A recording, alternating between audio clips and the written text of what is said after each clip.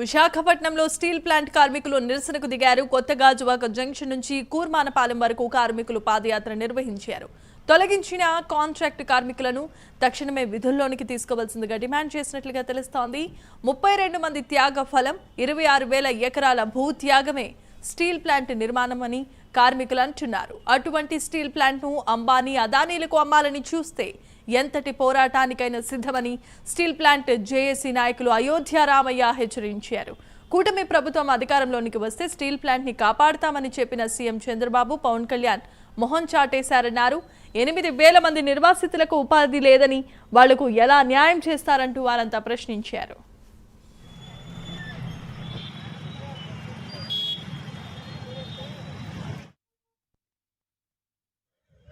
Visakhapatnam steel plant ప్రైవేటీకరణ వ్యతిరేకంగా 1500 రోజుల నుంచి పోరాడుతూ ఉన్నాం.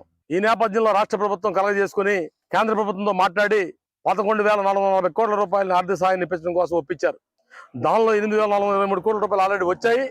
వచ్చిన డబ్బులను కూడా బ్యాంకులు కట్టేశారు. ఆ డబ్బులతో ఒక టన్ను కూడా రా మెటీరియల్ కొనలేదు, ఒక యంత్రాన్ని బాగు చేయలేదు, ఒక కార్మికుడికి జీతం ఇవ్వలేదు, ఓ ప్రావిడెంట్ ఫండ్ కట్టలేదు. ఆ డబ్బులన్నీ కూడా బ్యాంకుల అప్పుల కోసం తెచ్చుకోవడం ప్రయత్నం చేసి పైపెచ్చు సెంట్రల్ గవర్నమెంట్ చెప్పిందని చెప్పి ప్రతి క్వార్టర్లో అంటే 3 నెలలకి 1,400 మంది కాంట్రాక్ట్ కార్మికులు తీసేస్తామని చెప్పేసి బెదిరిస్తూ ఇప్పటికే 800 మంది కాంట్రాక్ట్ కార్మికులు తొలగించారు.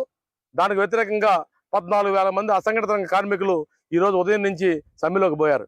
ఈ ఆర్థిక సంవత్సరంలో మార్చి 28వ తారీఖున ఈ సమ్మె అవసరం అని చెప్పేసి ఈడీ గారిని కలిసి మేము ప్రశ్నించాం. ఈ ఆర్థిక సంవత్సరంలో ఖచ్చితంగా క్యాష్ ప్రాఫిట్ వెళ్లే విధంగా మనం ముందుకు పోతా ఉన్నాం. అలాంటి పరిస్థితుల్లో సమ్మెను ఆపకుండా సమ్మెని మీరు ఇన్వైట్ చేశారు.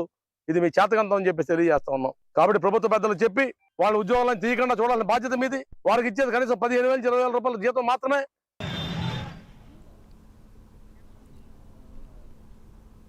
రైట్, ఇక విజువల్స్ చూస్తూ ఉన్నాం. విశాఖ స్టీల్ ప్లాంట్ వద్ద కార్మికులు నిరసన వ్యక్తం చేస్తూ ఉన్నారు.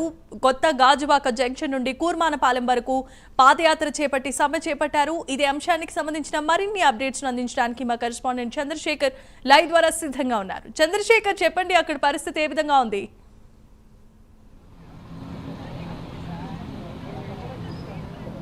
Good evening Jemimah. Visakha steel plant వద్ద ఈరోజు ఉదయం నుంచి కూడా నిరసన ప్రదర్శనలు అయితే కొనసాగుతున్నాయని చెప్పుకోవచ్చు. ప్రధానంగా చూసుకుంటే విశాఖ ఉక్కుకు సంబంధించి ఏదైతే విశాఖ ఉక్కు ఆంధ్రుల హక్కు అనే నినాదంతో దాదాపు 32 మంది బలిదానంతో ఏర్పడినటువంటి విశాఖ ఉక్కుకైతే ప్రస్తుతం ఆ ఆపద పొంచి ఉన్నటువంటి పరిస్థితి ప్రధానంగా కనిపిస్తుందంటూ కూడా కాంట్రాక్ట్ కార్మికులు కానీ లేదా కార్మిక సంఘ నాయకులంతా కూడా చెప్పిన పరిస్థితి కనిపిస్తుంది. చెప్పుకుంటే పోతూ దాదాపు 500 రోజులుగా కూడా విశాఖ ఉక్కుకు సంబంధించి అయితే విశాఖ ఉక్కు పరిరక్షణ పోరాట కమిటీ ఆధ్వర్యంలో అయితే పెద్ద ఎత్తున అక్కడైతే నిరసన ప్రదర్శన అయితే కొనసాగుతున్నటువంటి పరిస్థితి కనిపిస్తుంది. విశాఖ ఉక్కు ప్రైవేటు పరం అవుతుందంటూ కూడా పెద్ద ఎత్తున అయితే ఆరోపణలు అయితే వినిపిస్తున్న నేపథ్యంలో ఇటు కార్మికులంతా కూడా అయోమయ స్థితికి వెళ్ళిపోయినటువంటి పరిస్థితి కనిపిస్తుంది.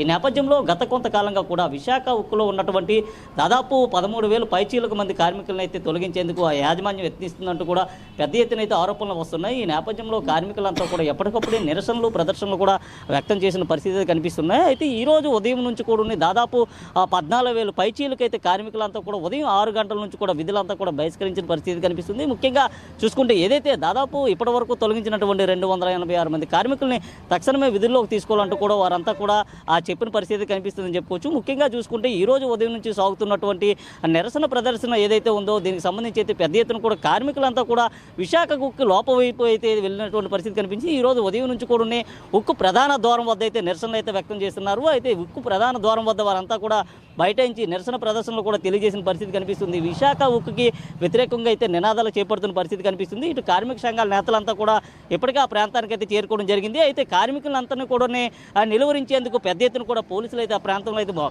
మోహరించిన పరిస్థితి కనిపిస్తున్నాయి. అయితే ఉదయం నుంచి జరిగినటువంటి ఏదైతే కార్మికులకు సంబంధించినటువంటి సమ్మె ఏదైతే ఉందో దీనికి సంబంధించి ఈ రోజు నుంచి 24 గంటల పాటు కూడా అంటే దాదాపు ఒక రోజు పాటు కూడా సమ్మె అయితే నిర్వహించాలంటూ కూడా చెప్పిన పరిస్థితి కనిపిస్తుంది. ఈ నేపథ్యంలో కార్మికులంతా కూడా కొత్త గాజువాక నుంచి విశాఖ స్టీల్ ప్లాంట్ వరకు కూడా అయితే ఆ ర్యాలీ చేపట్టిన పరిస్థితి కనిపిస్తుంది. ఈ నేపథ్యంలో కార్మికులకు సంబంధించి కూడా పోలీసులు అయితే ఆ ప్రాంతంలో మోహరించిన పరిస్థితి కనిపిస్తుంది. Jemimah, right, thanks for the updates.